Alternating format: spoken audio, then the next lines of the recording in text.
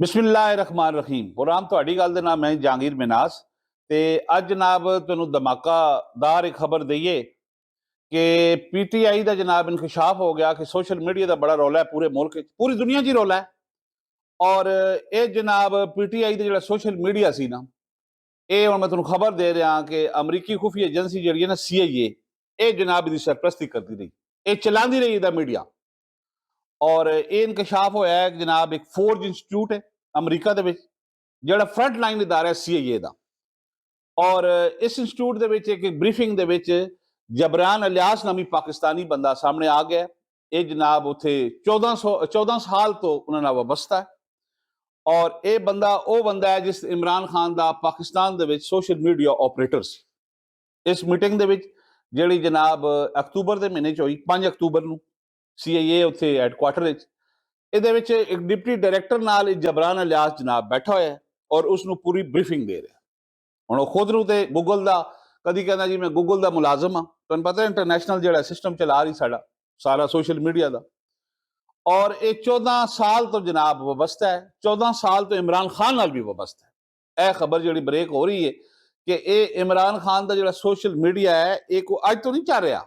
ਲੋਕ ਕਹਿੰਦੇ ਜੀ ਕੰਟਰੋਲ ਨਹੀਂ ਹੋ ਰਿਹਾ, ਇਹ ਤਾਂ ਸਾਰਾ ਬਾਹਰੋਂ ਆਪਰੇਟ ਹੋ ਰਿਹਾ, ਜਿਹੜਾ CIA ਖੁਦ ਕਰ ਰਹੀ ਹੈ ਔਰ ਉਹਨਾਂ ਦਾ ਮੁਲਾਜ਼ਮ ਖੁਦ ਕਰ ਰਿਹਾ ਹੈ, ਇਹਦੀ ਸਰਪ੍ਰਸਤੀ ਕਰ ਰਿਹਾ ਹੈ ਔਰ ਉਹ ਇਮਰਾਨ ਖਾਨ ਦਾ ਚਹਤਾ ਹੈ ਜਬਰਾਨ ਅਲਿਆਸ। ਫਿਰ ਇਹ ਕੰਮ ਕਿਸ ਤਰ੍ਹਾਂ ਰੁਕੇਗਾ?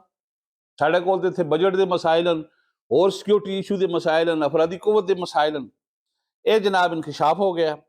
ਹੁਣ ਦੇਖੋ, ਇਮਰਾਨ ਇੱਕ ਤਰਫ ਕਹਿੰਦਾ ਫਿਰਦਾ ਸੀ ਕਿ ਜਨਾਬ ਮੇਰੀ ਹਕੂਮਤ ਅਮਰੀਕਾ ਨਹੀਂ ਕਰਾਈ, ਮੇਰੀ ਰੂਸ ਨਹੀਂ ਕਰਾਈ। ਇਸ ਮੁਲਕ 'ਚ ਇਹ ਬੜਾ ਪ੍ਰੋਬਲਮ ਹੈ, ਮੀਆਂ ਬੀਵੀ ਬਿੜਦੇ ਨਾ ਆਪਸ ਵਿੱਚ ਘਰ 'ਚ, ਕੋਈ ਸੌਦਾ ਕੋਈ ਨਹੀਂ, ਕੋਈ ਗਿਓ ਮੁੱਕਿਆ, ਕੋਈ ਆਇਲ ਦਾਲਾਂ ਮੁੱਕ ਗਈਆਂ, ਬਾਹਰ ਜਾ ਕੇ ਅਮਰੀਕਾ ਝਗੜਾ ਚਲਾ ਦਿੰਦੇ। ਕਿਉਂ?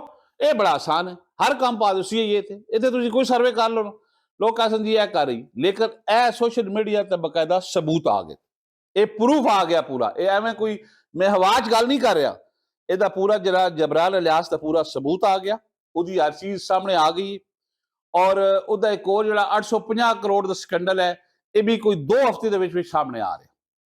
ਲਓ ਦੱਸੋ, CIA ਦੇ ਬੰਦੇ ਸੋਸ਼ਲ ਮੀਡੀਆ ਚਲਾ ਰਹੇ PTI ਦਾ, ਔਰ ਇਮਰਾਨ ਖਾਨ ਕਹਿ ਰਿਹਾ ਹੈ ਕਿ ਮੈਨੂੰ ਅਮਰੀਕਾ ਹਟਾਇਆ। यानी ऐसी गेम पाई, ऐसी गुमनगिरी पाई, लोगों को भुल ही गया। लोग जनाब ने जी अमरीका हटाया जी, इमरान खान अमरीका, लोगों पिछे एब्सोल्युटली नाल लिखना शुरू करता, गड्डियां पिछे, जिसको गड्डी को नहीं उस स्कूटर पे लिखना शुरू करता, जिसको स्कूटर को नहीं और अपनी शर्ट पे लिखना शुरू करता। खबर क्या है?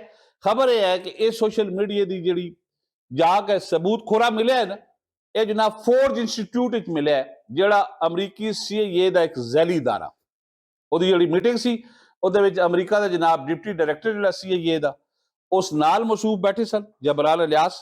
ਔਰ ਇੱਕ ਇੱਕ ਚੀਜ਼ ਸਾਹਮਣੇ ਆ ਗਈ, ਇੱਕ ਸਬੂਤ ਆ ਗਿਆ ਸਾਹਮਣੇ। ਇਸ ਮੁਲਕ ਵਿੱਚ ਮਾਸੂਮ ਲੋग, ਉਹਨਾਂ ਨੂੰ ऐसा वर्क लाया, साइफर उधर से आया।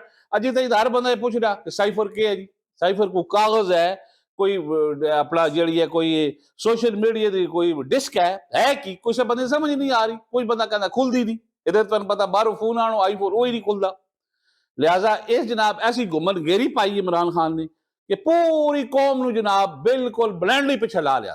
अमरीका तो पता वैसे साड़ी कौम ਦੇ ਵਿੱਚ ਨਫ਼ਰਤ ਹੈ, ਜਿਹੜੀ ਇਹ ਤੋਂ ਲੜਾਈ ਹੋ ਰਹੀ ਹੈ ਗਜ਼ਾ ਤੇ ਔਰ ਯਹੂਦੀਆਂ ਦੀ, ਤੁਹਾਨੂੰ ਪਤਾ ਹੈ ਕਿ ਅਸੀਂ ਦੁਆਵਾਂ ਤਾਂ ਮੰਗੀ ਜਾਂਦੇ, ਹੋਰ ਸਾਡੇ ਕੋਲ ਅਸਲਾ ਤਾਂ ਹੈ ਕੋਈ ਨਹੀਂ। ਇਹ ਜੁਮੇ ਵਾਲੇ ਦਿਨ ਦੁਆਵਾਂ ਹੀ ਨੇ ਮੰਡੀ ਜਾ ਰਹੇ ਹਨ, ਮੌਲਵੀ ਵੀ ਤੇ ਲੋਕ ਵੀ।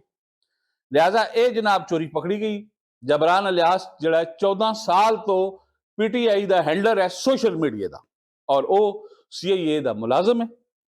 ਉਹਦੀ ਮੀਟਿੰਗ ਹੈ ਜਨਾਬ, ਉਹਦੀ ਡਿਪਟੀ ਡਾਇਰੈਕਟਰ ਹੈ ਉਸ ਦੇ ਨਾਲ ਉਸ ਮੀਟਿੰਗ ਚੇਅਰ ਕੀਤੀ ਹੈ CIA ਹੈਡਕੁਆਟਰ, ਜਿਹੜਾ ਮੈਨੂੰ ਦੱਸ ਰਿਹਾ ਇੰਸਟੀਚਿਊਟ ਹੈ ਜਿਹੜਾ ਉਹਨਾਂ ਦੀਆਂ ਪਾਲਿਸੀਆਂ ਵਜ਼ਾ ਕਰਦਾ, ਫੋਰਜ ਇੰਸਟੀਚਿਊਟ ਜਿਹੜਾ ਤੁਹਾਨੂੰ ਦੱਸਿਆ। ਔਰ ਇਹ ਜਨਾਬ ਬੜਾ ਵੱਡਾ ਇੱਕ ਸਾਹਮਣੇ ਆ ਗਿਆ ਸਕੈਂਡਲ, और स्कैंडल तो नहीं बल्कि हकीकत सबूत आ गए सारे। ये तो जनाब हर चीज अया हो गई है।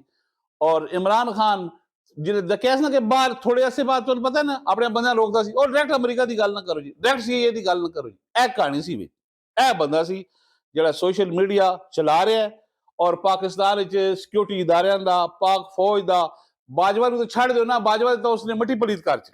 ਔਰ ਆਰਮੀ ਚੀਫ ਸਾਡੇ ਜਨਾਬ ISI DG और पता नहीं और की गुफ्तगू करता रहा, ਜਿਹੜੀ रिपीट ही नहीं की जा सकती। ਕੀ ਕਹਿੰਦਾ ਜੀ ਇਹਨਾਂ ਅਮਰੀਕਾ ਦੇ ਕਹਿਣ ਤੇ ਕੀਤੀ, ਜਦਕਿ ਆਪਣਾ ਬੰਦਾ ਜਬਰਾਨ ਅਲਿਆਸ ਉਹਨਾਂ ਵਿੱਚ ਵਾਲਿਆ, ਉਹ ਸਾਰਾ ਕੰਮ ਉਹ ਕਰ ਰਿਹਾ ਸੀ।